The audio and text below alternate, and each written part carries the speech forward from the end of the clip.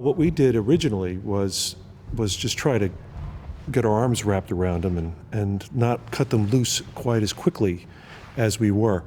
The average soldier upon returning was held at a base for about, like a Fort Drum or Fort Bragg for 5 days, and then just cut loose for 90 days before anybody had to see him again. And by that time, 5 days, everybody wants to get home. Right. But once they get home, they didn't have a clue of who they were anymore. They'd been reshaped and remolded by the experience in such a way that they were lost. They lost their intimacy, their sense of belonging. They lost their purpose. They were adrift. And we had to go out and start to try to claim them back. And what we established was a reintegration program called the Yellow Ribbon Program, and that's throughout the Department of Defense now.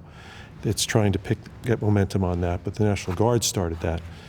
And we try to see them as soon as they come home, and in 30 days and 60 days, and we bring them together and sort of tell them what they're going to go through and help them just to navigate that and pick them up if they've got problems.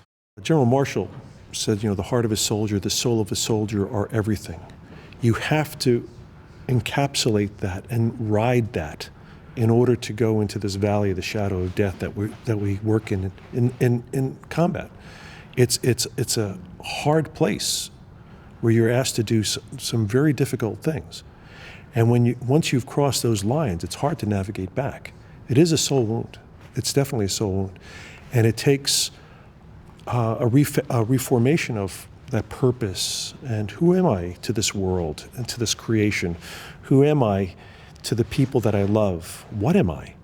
Am I killer? Am I creator? What am I? Am I destroyer? They start riding that destroyer mode, and then but that's not our nature. That's not our nature. That's the nature of a psychopath. but it's and it is the nature of a warrior. But we want to be creators. We want to be creators.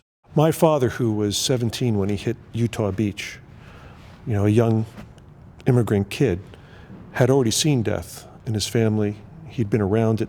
He had a chicken farm. He was familiar with life and death and hardship. Yeah. By the time he was going to face his own potential death, he had already thought through some things. Today's culture doesn't do that much at all. Death is very, very far removed. Any kind of injury is far removed. Even in the Vietnam time frame, when there was all the animosity, at least people understood we were at war. My soldiers, my veterans, all of them are at war every day, and all their families are certainly, because every time you see the news come on, Iraq, helicopter down, 2 killed in Afghanistan, everybody's on alert, and everybody's in motion. But the person at the Hess station down the road isn't at war. Yeah. Most of the people that we encounter every day are not at war at all.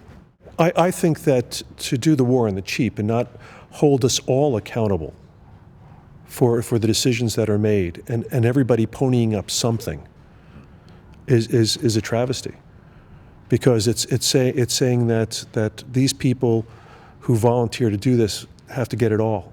And it's just not taking responsibility of our actions as a culture.